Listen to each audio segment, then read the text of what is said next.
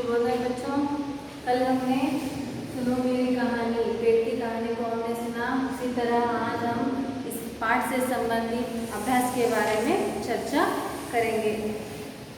एक वाक्य में उत्तर लिखिए। पहली रोमन संख्या क्या है? प्रश्नोत्तर माला है। बच्चों को कौन बुलाता है? प्रश्न पूछा गया है, बच्चों को कौन बुला रहा है? आपको मालूम है, इसका उत्तर आप क्या करेंगे? पूर्ण वाक्य में इसका उत्तर लिखिए। आगे चलकर पेड़ किससे पानी चूस लेता है? चूसना, उसका शब्दार्थ मैंने कल आपको लिखाया है।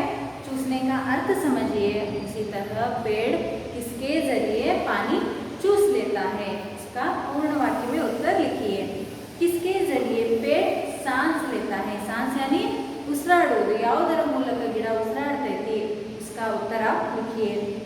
आदमी पेड़ काटकर क्या बनाता है? आदमी पेड़ को काटकर क्या क्या बनाता है? उन वस्तुओं का नाम आप लिखिए।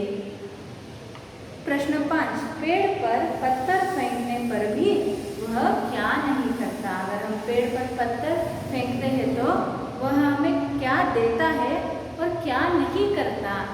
दोनों में अंतर है जी। वह क्या नहीं करता पूछा है उन्होंने।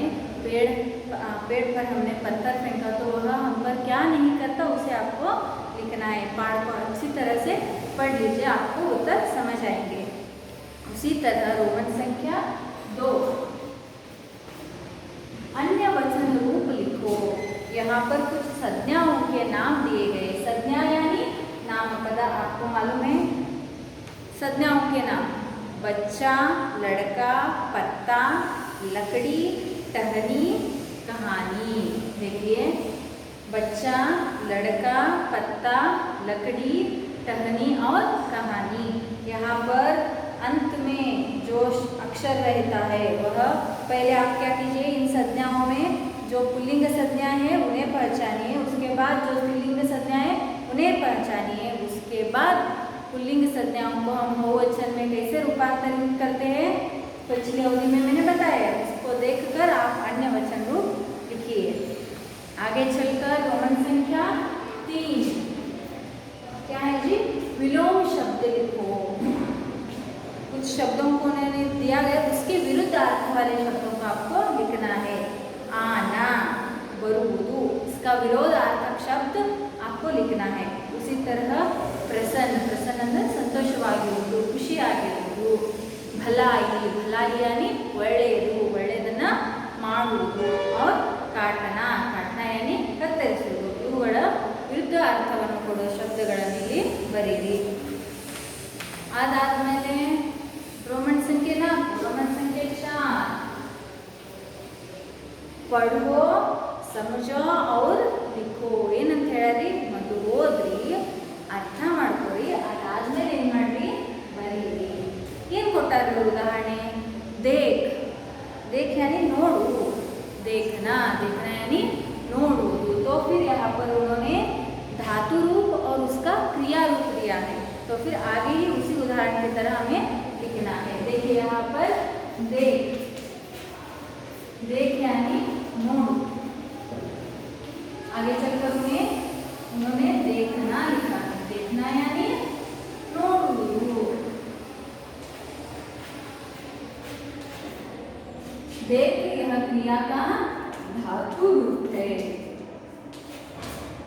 देखना क्रिया है, ನೋಡುವುದು ಕ್ರಿಯೆ ಧಾತು ರೂಪ ರೀ, ನೋಡುವುದು ಕ್ರಿಯೆ। ಹಾಗಾಗಿ ಯಾವ ಪ್ರತ್ಯಯವನ್ನು ಹಚ್ಚಾರಿ? ಧಾತು ರೂಪಕ ನಾ ಪ್ರತ್ಯಯವನ್ನು ಹಚ್ಚಿ ಏನು ಮಾಡ್ಯಾರ? ಕ್ರಿಯಾಪದವನ್ನು ಮಾಡಿದ್ದಾರೆ। ಅದೇ ರೀತಿ ಮುಂದೆ ಕೊಟ್ಟಾರಲ್ಲ ಅವುಗಳನ್ನು ಎಲ್ಲ ಧಾತು ರೂಪಗಳನ್ನು ನೀವು ನಾ ಪ್ರತ್ಯಯ ಹಚ್ಚೋದ್ರಿಂದ ಕ್ರಿಯಾಪದವಾಗಿ ಮಾಡಬೇಕು। ಹಾಗೆ देख, देखना, काट, काट धातु रूप, काट में कतरसुದು, इसका ना प्रत्यय लेने से क्या होता है? काटना, काट, काटना। उसी तरह फेंक, तोड़, रख, पढ़, बोल और सुन। यहाँ पर जो धातु रूप दिए गए उनका क्रिया रूप आपको लिखना है। रोमन संख्या 5, रोमन संख्या 5 में जोड़कर वाक्य बनाओ। उन्होंने वहां एक कोष्ठक दिया है, आपके पाठ्यपुस्तिका में ये देखिए।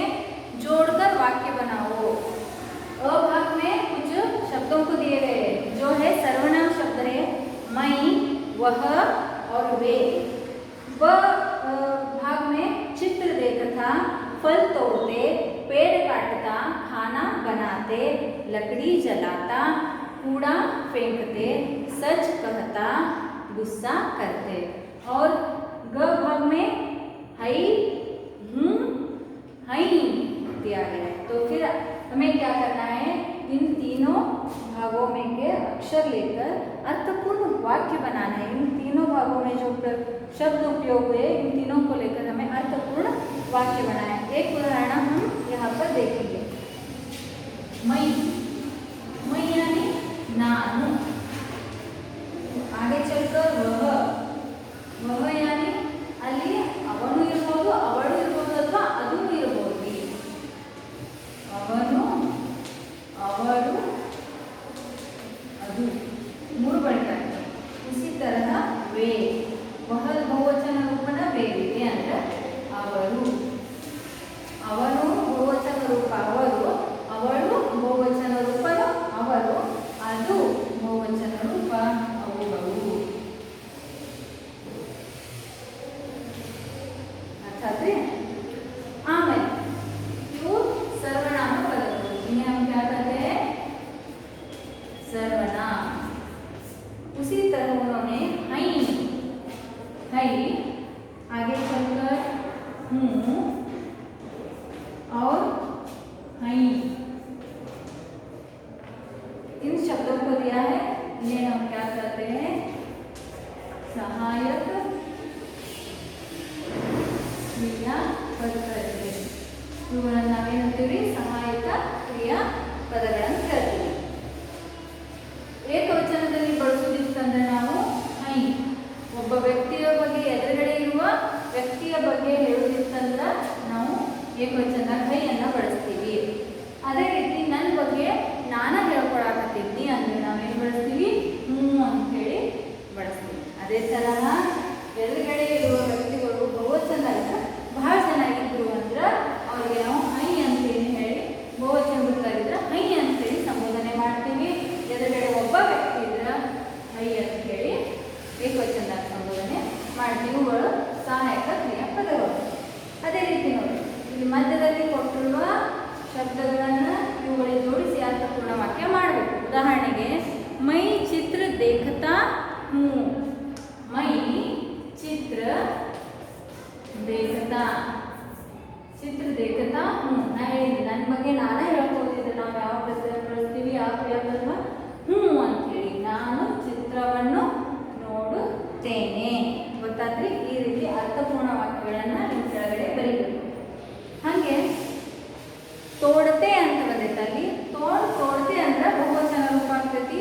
ವೇ ಫಲ್ ತೋಡತೆ, ವೇ ಅಂದ್ರೆ ಏನಾದ್ರಿ? ಬಹುವಚನ। ಬಹುವಚನದಾಗ ಹೈ ಬಳಸ್ತೀವೋ, ಹೈ ಬಳಸ್ತೀವೋ? ಹೈ ಬಳಸ್ತೀವಿ। ವೇ ಫಲ್ ತೋಡತೆ ಹೈ, ಅವರು ಹಣ್ಣುಗಳನ್ನು ಕಿತ್ತಾರ, ತೆಗ್ಯಾಕತ್ತಾರ। ಅದೇ ರೀತಿ ಮುಂದೆ ಕೊಟ್ಟಾರು ಪೇಡ್ ಕಾಟತ। ಇಲ್ಲಿ ನೋಡಿ, ಮೈ ಪೇಡ್ ಕಾಟತ ಹ್ಞೂ ಆಗ್ತೈತಿ। ಅದೇ ರೀತಿ ವಹ ಪೇಡ್ ಕಾಟತ ಹೈ ಅಂತೂ ಬರ್ತೈತಿ। ಈ ರೀತಿ ಏನು ಮಾಡಬೇಕು? ಅರ್ಥಪೂರ್ಣ ವಾಕ್ಯಗಳನ್ನು ನೀವು ಇಲ್ಲಿ ಕೊಟ್ಟಿರುವ ಕೋಷ್ಟಕದಲ್ಲಿ ಕೊಟ್ಟಿರುವ ಶಬ್ದಗಳನ್ನು ತೆಗೆದುಕೊಂಡು ಅರ್ಥಪೂರ್ಣ ವಾಕ್ಯಗಳನ್ನು ರಚಿಸಿ। ಅದಾದಮೇಲೆ ರೋಮನ್ ಸಂಖ್ಯೆ ಚಹ ಏನು ಕೊಟ್ಟಾರಪ್ಪ ಅಂದ್ರೆ, उदाहरण के अनुसार पेड़ों के नाम ढूंढकर लिखो। ಇಲ್ಲಿ ಒಂದು ಕೋಷ್ಟಕವನ್ನು ಮಾಡ್ಯಾರಿ, ಮಾಡಿ ಏನು ಮಾಡ್ಯಾರಪ್ಪ ಅಂದ್ರೆ ಅಲ್ಲಿ ಒಂದೊಂದು ಚೌಕ್ ಬಾಕ್ಸ್ದಾಗ, ಒಂದೊಂದು ಚೌಕಾಣಿಯಲ್ಲಿ ಏನು ಮಾಡ್ಯಾರು? ಅಕ್ಷರಗಳನ್ನು ಕೊಟ್ಟರು। ಆ ಎಲ್ಲ ಅಕ್ಷರಗಳು ಗಿಡಗಳಿಗೆ ಸಂಬಂಧಿಸಿದ ಹೆಸರುಗಳನ್ನು ಹೇಳ್ತಾವೆ। ಉದಾಹರಣೆಗೆ ಅನುಸಾರ ಒಂದು ಉದಾಹರಣೆ ಕೊಟ್ಟಾರೆ, ನೀ ಮತ್ತು ಮಾನ ಪುರುಷ। ನೀಮ್ ಅಂದ್ರೆ ಏನ್ರಿ? ಒಂದು ಗಿಡದ ಹೆಸರು। ನೀಮ್ ಕಾ ಪೇಡ್, ಬೇವಿನ ಮರ। ಹಂಗೆ ಇಲ್ಲಿರುವ ವರ್ಣಗಳನ್ನು ನೋಡಿಕೊಂಡು ಗಿಡಗಳ ಹೆಸರನ್ನು ಬರಿಬೇಕು। ಪೇಡೋಂಕೆ ನಾಮ ढूंढकर, ढूंढना यानी ಹುಡುಕಿ ಅರ್ಥ ಇರುವ ಗಿಡಗಳ ಹೆಸರನ್ನು, ಮರಗಳ ಹೆಸರನ್ನು ಇಲ್ಲಿ ಬರೀರಿ। अदादमेले रोमन संख्या 7, नमूने के अनुसार जोड़कर शब्द बनाओ। देखिए यहाँ पर उन्होंने नमूना लिया है मुख, मुख यानी मुखांतर। आगे चलकर उन्होंने प्र प्रत्यय लगाया है और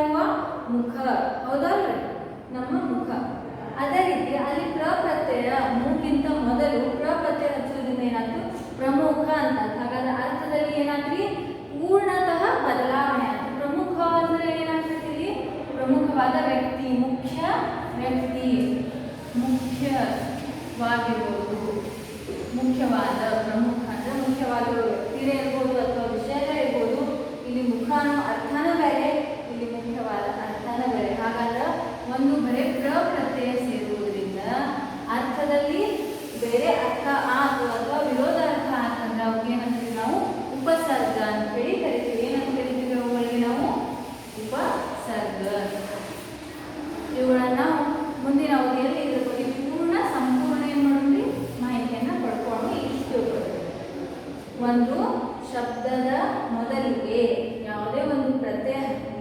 ಮೊದಲಿರುವ ಶಬ್ದದಲ್ಲಿ ಪೂರ್ಣ ಬದಲಾವಣೆಯನ್ನು ತಂದರೆ ಅಥವಾ ವಿರೋಧವಾದ ಅರ್ಥವನ್ನು ಕೊಟ್ಟರೆ ಅದಕ್ಕೆ ನಾವೇನಂತೀವಿ ಉಪಸರ್ಗ ಅಂತೀವಿ ಇಲ್ಲಿ ನಮೂನಾ ಕೊಟ್ಟಾರ ಅಂದ್ರೆ ಒಂದು ನಮೂನೆಯನ್ನು ಕೊಟ್ಟಾರ मुख मुख का प्र प्रत्यय लगाने से क्या हो जाता है प्रमुख हो जाता है उसी तरह कार काश चंड कांड आप इनका अर्थ समझिए और प्र प्रत्यय करने से उनका अर्थ में परिवर्तन कैसा होता है इसे भी आप समझिए और लिखिए आगे चलकर सोचो और लिखो दिमाग से क्या करना है सोचना है उसके बाद लिखना है जन्मदिन के शुभ अवसर पर पेड़ लगाना हो तो कौन से पेड़ लगाओगे कौन सा पेड़ लगाओगे जब तुम्हारा जन्मदिन होगा अगर तुम चाहो तो पेड़ लगा सकते हो तब तुम कौन सा पेड़ लगाओगे अपने बगीचे में डैश का पेड़ लगाऊंगा या लगाऊंगी स्त्रीलिंग लगाऊंगी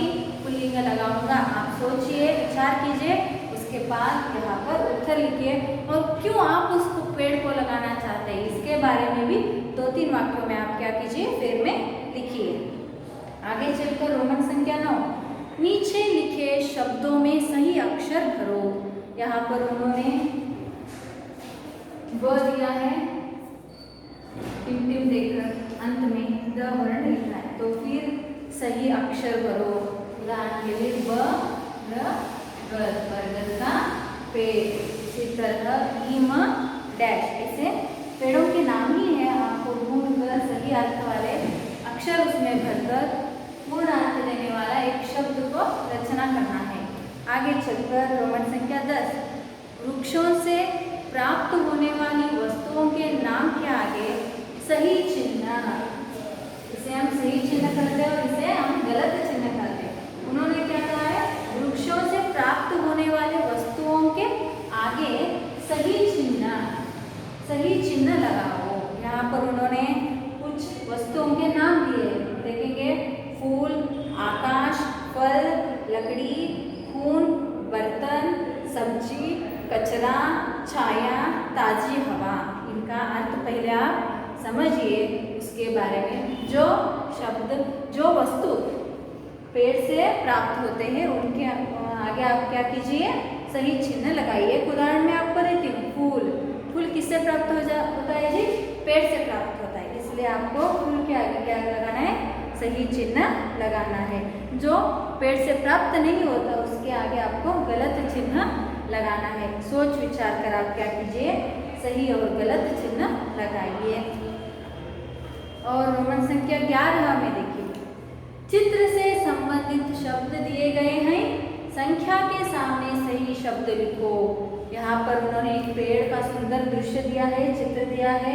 यहाँ पर आदमी है और एक आदमी पेड़ की छाया में क्या कर रहा है चैन की नींद सो रहा है और है एक नटखट बच्चा फलों को क्या कर रहा है जी पत्थर फेंक रहा है और यहाँ पर एक आदमी क्या कर रहा है पेड़ को काटने के लिए आ रहा है देखिए यहाँ पर उन्होंने संख्या दिया है नीचे उनके शब्द भी दिए हैं फूल फल चिड़िया पत्ते टहनी तना लकड़ी कुल्हाड़ी पत्थर फेंकता हुआ लड़का घोंसला घास छाया चित्रित आदमी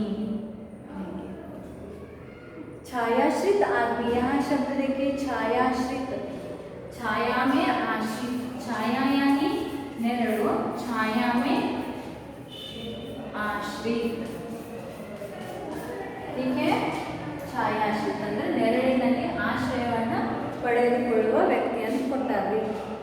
ಎಲ್ಲದ ಅದನ್ನು ಗುರುತಿಸಿ ಬರೆಯಿರಿ. उसके बाद पाठ से आगे ಪಾಠಕ್ಕಿಂತ ಪಾಠವನ್ನು ಹೊರತುಪಡಿಸಿ ನೀವು ಮತ್ತೆ ಈ ಪಾಠ ಸಂಬಂಧಪಟ್ಟಂಗೆ ಏನು ಮಾಡ್ಬೋದು. पुस्तकालय में इंटरनेट की सहायता से, पुस्तकालय या इंटरनेट की सहायता से कोई पेड़ बचाओ आंदोलन के बारे में जानकारी प्राप्त कीजिए. ನೋಡಿ ಯಾವ್ದು ಹೇಳ್ತಾರೆ, पेड़ बचाओ.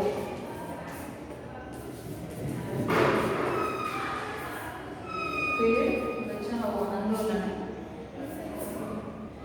पुस्तकालय ಗ್ರಂಥಾಲಯ ಅಥವಾ ಇಂಟರ್ನೆಟ್ಟಿನ ಒಂದು ಸಹಾಯ ತಗೊಂಡು ಪೇಡ್ ಬಚಾವು ಗಿಡಗಳನ್ನು ರಕ್ಷಿಸಿ ಗಿಡಗಳನ್ನು ಉಳಿಸಿ ಎಂಬ ಒಂದು ಆಂದೋಲನದ ಬಗ್ಗೆ ಏನು ಮಾಡಿರಿ, ಜಾಣಕಾರಿ ವಿಷಯವನ್ನು ತಿಳ್ಕೋರಿ. ಅದೇ ರೀತಿ ಮುಂದೆ ಹೋಗಿ तुम्हारे घर के आसपास या बगीचे में पाए जाने वाले कुछ पेड़ों के नाम जानकर लिखो.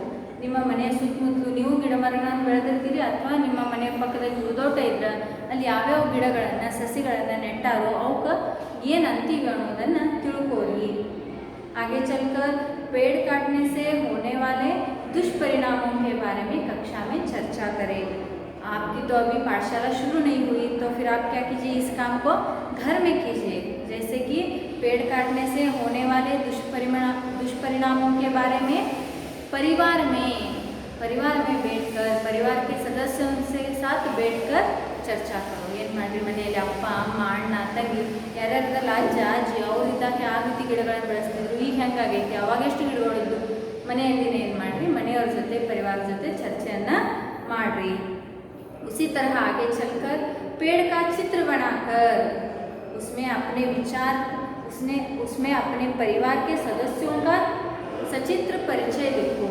ಏನು ಹೇಳೋದಂದ್ರೆ ಒಂದು ದೊಡ್ಡದ ಗಿಡದ ಒಂದು ಚಿತ್ರವನ್ನು ತೆಗೆದು उसमें अपने परिवार के सदस्यों का सचित्र परिचय, सचित्र ಅಂದರೆ ಚಿತ್ರ ಸಮೇತ ಏನು ಮಾಡಿ ಅವರ ಪರಿಚಯವನ್ನು ಬರೀರಿ.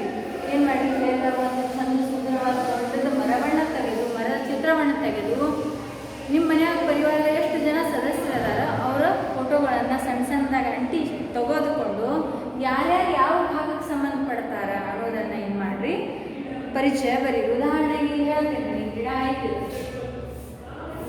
ನೀವು ಬೇರೆ ನಾವಂತೂ ಇದ್ರ ಭಾಗಗಳನ್ನು ಹೇಳೀನಿ. ಈಗ ಅಜ್ಜ ಅಜ್ಜಿನ ತಗೊಂಡ್ರೆ ಪರಿವಾರದ ತಳಪಾಯಾರಿ ಅವರು, ಹೌದಾ? ಹಾಗಾಗಿ ಅವ್ರು ಎಲ್ಲಿ ಬರ್ತಾರೋ, ಇಲ್ಲಿ ತನ ಅನ್ನೋ ದಪ್ಪಾದ ಭಾಗದಲ್ಲಿ ಗಿಡದ ದಪ್ಪಾದ ಭಾಗದೊಳಗೆ ಬರ್ತಾರೋ, ಇಲ್ಲಾಂದ್ರೆ ಬೇರುಗಳು ಗಿಡವನ್ನ ಪರಿವಾರವನ್ನ ಗಟ್ಟಿಯಾಗಿ ಹಿಡ್ಕೊಳ್ಳೋರು ಯಾರು, ಅಜ್ಜ ಅಜ್ಜಿ, ಪರಿವಾರದ ಆಧಾರ ಸ್ತಂಭ. ಹಾಗಾದ್ರೆ ಗಿಡಕ್ಕೆ ಆಧಾರ ಯಾವ್ದೈತಿ, ಬೇರೆ. ಹಾಗಾದ್ರೆ ಅಜ್ಜ ಅಜ್ಜಿ ಎಲ್ಲಿ ಬರ್ತಾರೆ, ಈ ಭಾಗದಾಗ ಬರ್ತಾರೆ. ಅಪ್ಪ ಅಮ್ಮ ನಮ್ಮನ್ನೆಲ್ಲ ಮುಂದುವರಿಸ್ಕೊಂಡು ಹೋಗ್ತಾರೆ, ಹಾಗಾಗಿ ಅವ್ರು ಈ ಭಾಗದಲ್ಲಿ ಅಪ್ಪ ಅಮ್ಮ ಚಿತ್ರವನ್ನು ಅಂಟಿಸ್ಲಿ. ಅದೇ ರೀತಿ ಅವ್ರ ಪರಿಚಯವನ್ನು ಬರೀ. ಮುಂದೆ ಹೋಗಿ ಅಣ್ಣ ಅಕ್ಕ ತಮ್ಮ ತಂಗಿ ಕಾಕ ಮಾಮ ಈಗ ನಿಮ್ಮ ಪರಿವಾರದಾಗ ಎಷ್ಟು ಜನ ಸದಸ್ಯರಲ್ಲ ಅವರ ಚಿತ್ರವನ್ನು ಆ ಸಂಬಂಧಕ್ಕೆ ಆ ಗಿಡಕ್ಕೆ ಮತ್ತು ಅವ್ರು ನಿಮ್ಮಲ್ಲಿ ಯಾವುದೊಂದು ಸ್ಥಾನದಾಗ ಅದಾರೋ ಗಿಡಕ್ಕೆ ಆ ಜಾಗದಲ್ಲಿ ಮೇಲೆ ಅವ್ರನ್ನ ಕೂಡಿಸ್ತೀರಿ ಅನ್ನೋದನ್ನು ನೀವೋ ವಿಚಾರ ಮಾಡಿ ಚಿತ್ರವನ್ನು ಅಂಟಿಸ್ತೀರಿ. उसी तरह अपने घर या स्कूल में किसी पेड़ को पढ़ते हुए ध्यान से देखकर उसके संबंध में कक्षा में चर्चा करो. ಶಾಲೆಯಲ್ಲಿ ಸಸಿಯನ್ನು ನೆಟ್ಟಾಗ ಅದು ಯಾವ ರೀತಿ ಬೆಳೆಯಾಕತ್ತೈತಿ ಅದನ್ನು ನೀವು ನೋಡಿಕೊಂಡು ಧ್ಯಾನದಲ್ಲಿ ಇಟ್ಕೊಂಡು ಅದರ ಬಗ್ಗೆ ಏನು ಮಾಡಿರಿ, ನಿಮ್ಮ ಸ್ನೇಹಿತರೊಂದಿಗೆ ಚರ್ಚೆ ಮಾಡಿರಿ ಅಂತ ಅವರು ಹೇಳಿದ್ದಾರೆ. ಈ ಥರ ಈ ಪಾಠವನ್ನು 2 ಸಲ ಓದ್ರಿ, ಅರ್ಥವನ್ನು ಮಾಡ್ಕೊಳ್ಳಿ. ಹೊಸ ಪದಗಳು ಭಾಳ ಅದಾವು, ಆಮೇಲೆ ವ್ಯಾಕರಣಾಂಶ ಕೊಟ್ಟೈತಿ. ಇವುಗಳನ್ನೆಲ್ಲ ಏನು ಮಾಡಿರಿ, ಓದ್ರಿ, ನೀಟಾಗಿ ಏನು ಮಾಡಿರಿ, ಫೇರ್ ಬರೀರಿ. ಪಾಠದಿಂದ ಮುಂದೆ ಏನು ಕೊಟ್ಟಾರಲ್ಲ ಅದನ್ನು ಕೂಡ ಏನು ಮಾಡಿರಿ, ಫೇರ್ದೊಳಗೆ ಬರೀರಿ. ಧನ್ಯವಾದ.